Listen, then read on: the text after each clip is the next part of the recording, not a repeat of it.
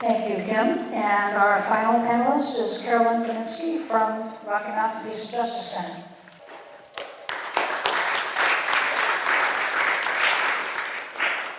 Thank you very much, and thank everybody for being here.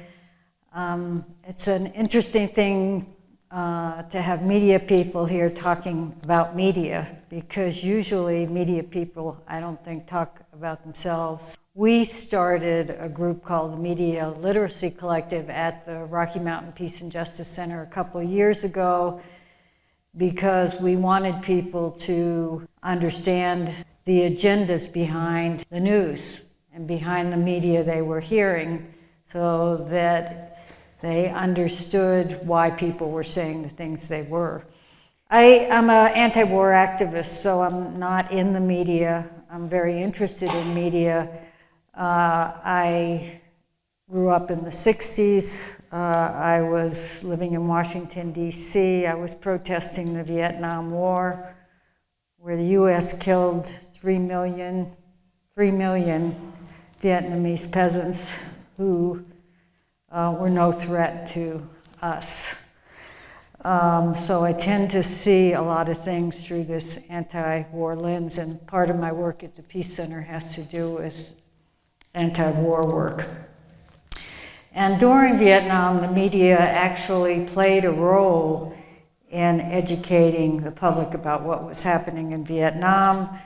And I'm sure most people here have seen the photo of the young Vietnamese girl running down a street, crying, naked and burned from the napalm dropped by US bombs on her village. And ironically, recently Facebook, through its way of getting rid of bad Facebook pages, actually temporarily banned that photo. The photographer actually won I think it was a Pulitzer Prize for that. So people, as a result of seeing the devastation of the war in Vietnam in the media, they actually developed an aversion to war, which was called the Vietnam Syndrome. And of course, the generals in the military-industrial complex were very eager to overcome that syndrome. So in 1983, we had about 50 companies who owned the majority of the media in the country. And in earlier days, there were thousands of newspapers across the country. Then in 1996, we had the Telecommunications Act with the support of the Clinton administration, and as a result of that, you started to see the consolidation of media. And now we see that about 90% of the news, information, and entertainment people see, hear, and watch is owned by 6 huge conglomerates. I mean, that's pretty shocking, isn't it? That 6 companies, conglomerates, have that much power over the public mind. And it's run by 272 executives. So what's involved in this is 1,500 newspapers, 1,100 magazines, 9,000 radio stations, 1,500 TV stations, and 2,400 publishers. They provide news, and they also provide entertainment. And of course, news and entertainment are inextricably intertwined now, and sometimes news becomes entertainment as well as entertainment being news. So in the lead up to the war on Iraq in 2003, the New York Times played a major role in selling the war to the American public. And they repeated the lies about the weapons of mass destruction in Iraq, even though there was massive evidence that these claims were lies. And people like Scott Ritter, who was a weapons inspector, and had been in Iraq and had been part of the destruction of the biological and chemical weapons, were speaking out. In spite of that, the New York Times pushed the story.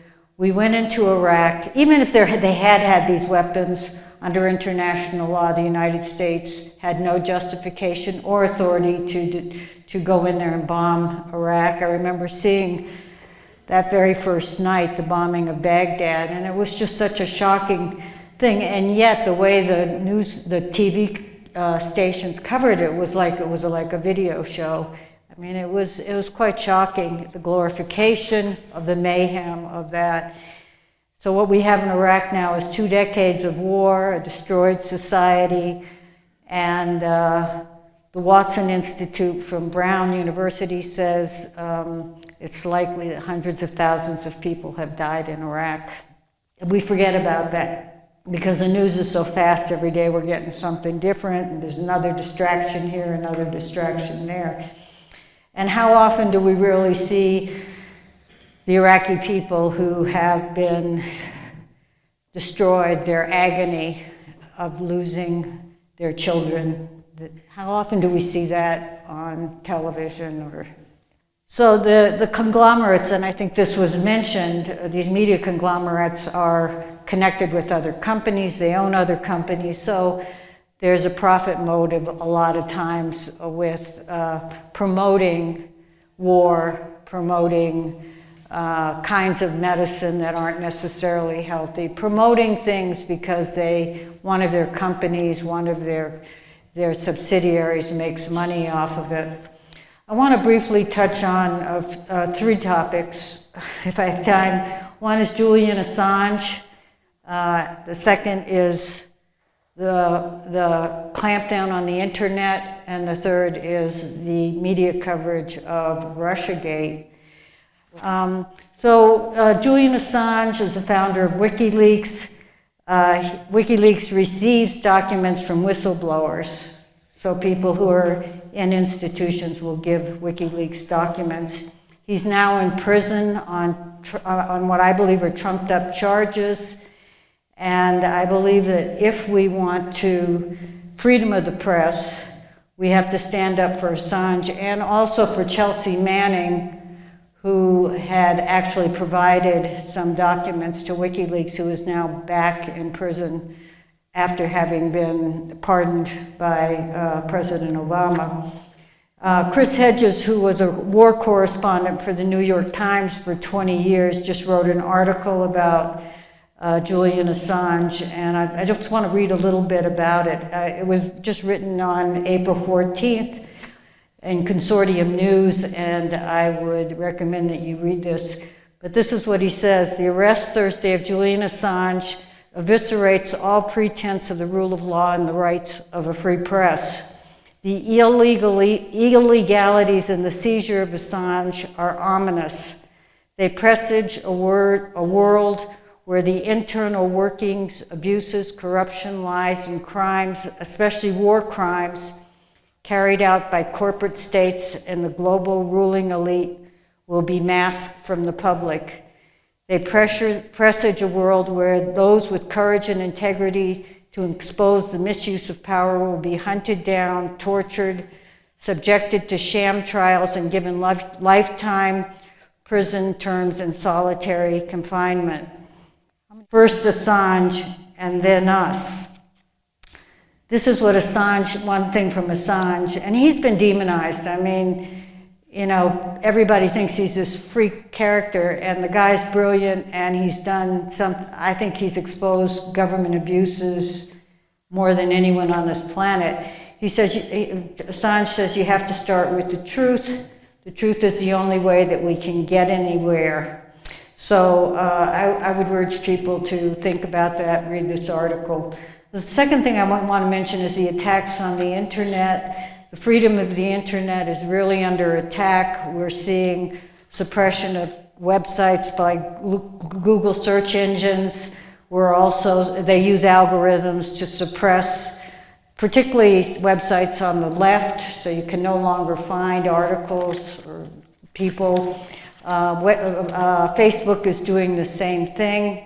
And this is connected into the Russiagate thing, but I don't have time to get into it. And Facebook is working with kind of quasi-governmental agencies to suppress, again, anti-war websites, socialist websites, anti-police brutality pages. So I just want to put that on people's radar because I think it's a really important thing to be aware of. The internet's so big, a lot of times we just can't get our minds around that our freedom is being shut down on that very important forum. And I personally believe in absolute freedom of the internet. I don't want to see government agencies or anybody telling us that we cannot read stuff on the internet, and people always have the choice not to go to websites if they don't want to see them. I think we need to have more dialogue about that as a society. Finally, there's an interesting article by Matt Taibbi that I would recommend that people take a look at it. It's called Russiagate, Is This Generation's Weapons of Mass Destruction? It was written on March 23rd. And he's really talking about how the press did not question really very basic problems with the way that the whole Russiagate story was being presented. And I think it's an important thing for us to be looking at. So thank you very much.